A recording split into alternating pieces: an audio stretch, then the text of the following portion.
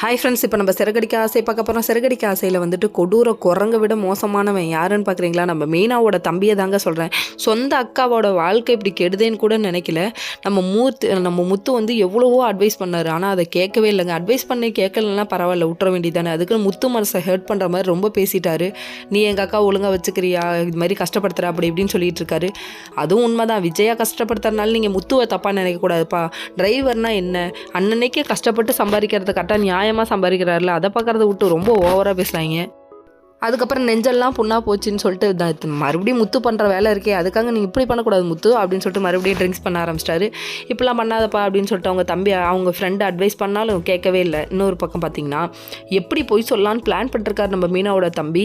எப்பட்றா அப்படின்னு டாக்டர் கூப்பிட்டு உண்மையை சொல்லிட்டாரு. இது மாதிரி கண்டிப்பாக இவர் எங்கேயோ போய் இடிச்சிருக்கணும், இல்லை யாராவது கையை முறுக்கிருக்கணும், ரவுடிங்க கூட சண்டை போட்டு அப்படின்னு சொன்ன உடனே இவங்க கூப்பிட்டு விசாரிக்கலான்னு சொல்லிட்டு கேட்குறாரு.